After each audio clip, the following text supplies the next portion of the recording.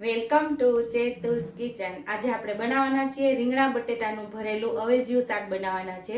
એ steam કરીને આપણે બનાવશું। તમે પૂરી રેસીપી જોશો એટલે તમને ખ્યાલ આવશે કે આજે આપણે કઈ રીતે બનાવવાના છે।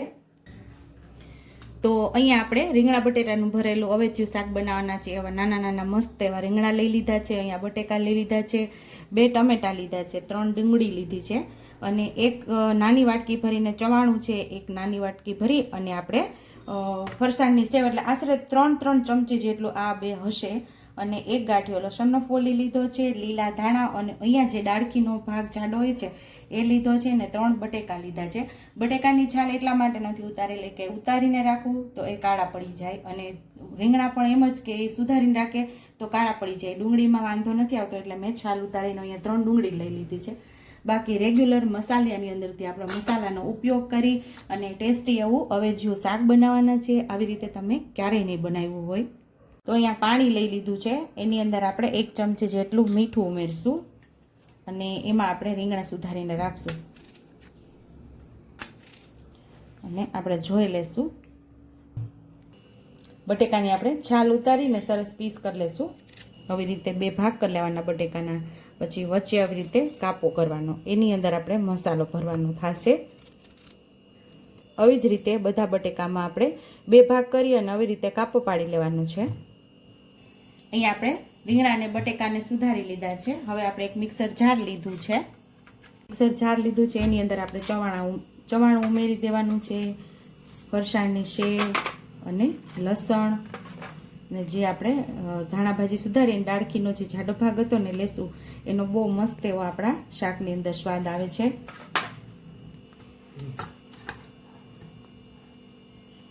એક ચમચી લાલ મરચું પાવડર ઉમેરી દઈશું, 1 ચમચી જેટલું ધાણા જીરું પાવડર, અડધી ચમચી જેટલી હળદર ઉમેરશું અને ખડા મસાલા આપણે ઉમેરી દઈશું, 1 ચકરી ફૂલ ઉમેરી દઈશું, 4 લવિંગ ઉમેરી દઈશું, 1 તજનો ટુકડો ઉમેરી દઈશું। આ બધું મિક્સર જારમાં પીસી લેવાનું છે। અહીંયા આપણો મસાલો આપણે પીસી લીધો છે અને આની અંદર આપણે લસણ ઉમેરેલું છે। જે લોકો લસણ ન ખાતા હોય ને એને લસણ નહીં ઉમેરવાનું, આવી જ રીતે તમે પીસી લ્યો તો લસણ ડુંગળી વગર પણ આ શાક બની શકે છે। તો અહીંયા આપણે તેલ ઉમેરી દઈશું, 1 ચમચી જેટલું આપણે તેલ ઉમેરશું, સ્વાદ મુજબ આપણે મીઠું ઉમેરશું, અડધી ચમચી જેટલી ખાંડ ઉમેરશું, કારણ કે આપણે ટમેટા ઉમેરવાના છે એટલે ખાંડ ઉમેરવાથી બેલેન્સ થઈ જશે અને થોડા લીલા ધાણા આપણે ઉમેરી દઈશું આમાં। મસાલો સરસ આપણે મિક્સ કરી લઈશું તેલ સાથે।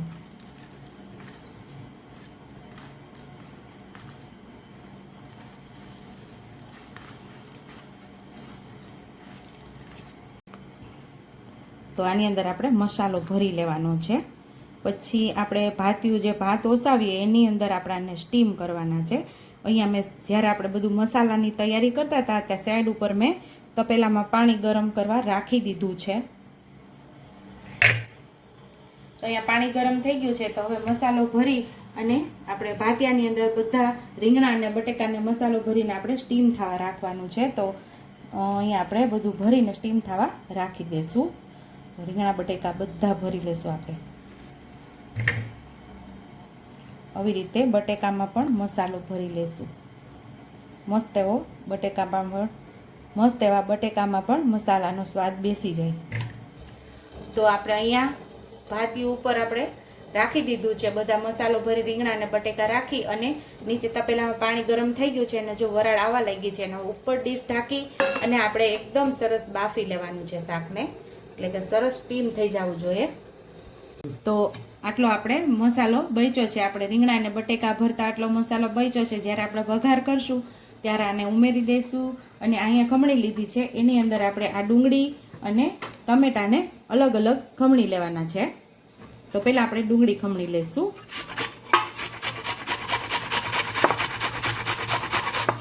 આવી રીતે ખમણી લેવાનું છે।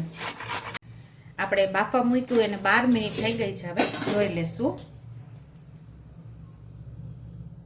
તો આપણે અહીંયા રીંગણા અને બટેકા મસ્ત એવા બફાઈ ગયા છે અને ગેસ આપણે બંધ કરી દઈશું ને હવે આપણે આનો વઘાર કરી લઈશું. અહીંયા આપણે ટમેટા પણ ખમણી લીધા છે અને આ ડુંગળી પણ ખમણી લીધી છે. હવે આપણે આનો વઘાર કરવાનો છે.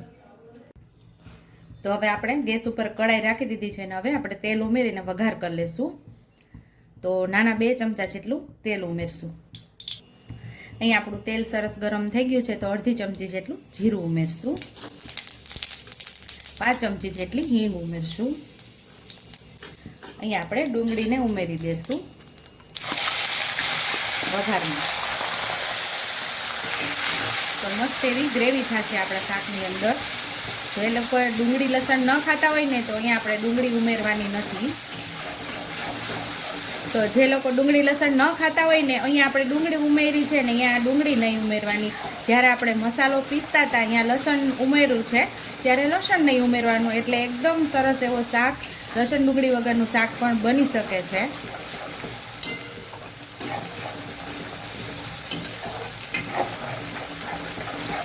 આપણી ડુંગળી સતળાઈ ગઈ છે તો આપણે ટમેટાને ઉમેરી દઈશું.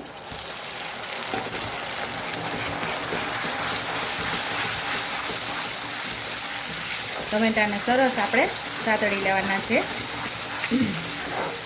જે શાક ભરતા મસાલો બચેલો છે એ પણ અહીંયા આપણે ઉમેરી દેવાનો છે.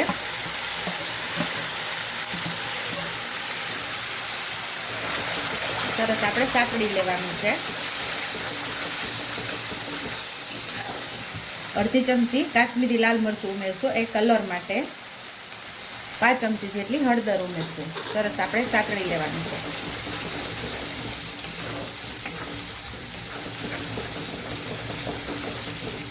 આપણે ડુંગળી અને ટમેટાના ભાગનું અહીંયા મીઠું ઉમેરશું.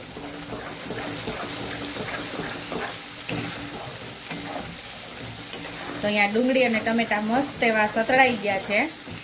તેલ સરસ છૂટું પડી ગયું છે. જે શાક આપણે સ્ટીમ કરીને રાખેલું વરાળે બાફેલું એ અહીંયા આપણે ઉમેરી દેવાનું છે.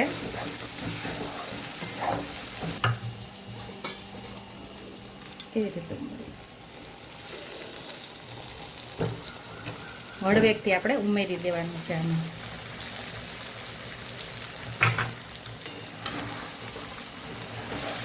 જે પ્રમાણે રસો જોતો હોય એ પ્રમાણે તમારે અહીંયા એટલે કે ગ્રેવી જે પ્રમાણે કરવી હોય એ પ્રમાણે અહીંયા ગરમ પાણી આપણે ઉમેરી દેવાનું છે.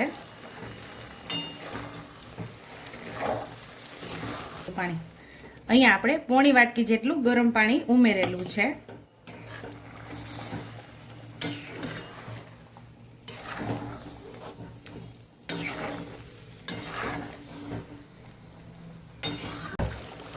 તો અહીંયા ટેસ્ટી એવું આપણું ગ્રેવીવાળું રીંગણા બટેકાનું શાક કહી શકો અથવા તો તમે રીંગણા બટેટાનું વરાળિયું શાક પણ કહી શકો. તો અહીંયા તૈયાર છે. સર્વિંગ બાઉલમાં હવે આપણે સર્વ કરી લઈશું. તો તૈયાર છે અહીંયા આપણું રીંગણા બટેટાનું વરાળિયું શાક. આ તમે ભાત સાથે ખાઈ શકો, ખીચડી સાથે, રોટલા સાથે, ભાખરી સાથે તમને ખાવાની ખૂબ જ મજા આવી જાય તેવું આપણું શાક તૈયાર છે. ઉપરથી લીલા ધાણાથી ગાર્નિશ કરી દઈશું. તો તૈયાર છે અહીંયા આપણું રીંગણા બટેકાનું શાક. જો તમને મારી રેસીપી પસંદ આવી હોય તો મારી રેસીપીને લાઈક કરજો, શેર કરજો, સબસ્ક્રાઇબ કરજો, બેલ આઇકોનને દબાવતા ભૂલતા નહીં અને કમેન્ટ બોક્સમાં કમેન્ટ કરજો કે મારી રેસીપી કેવી લાગી. તો આવજો.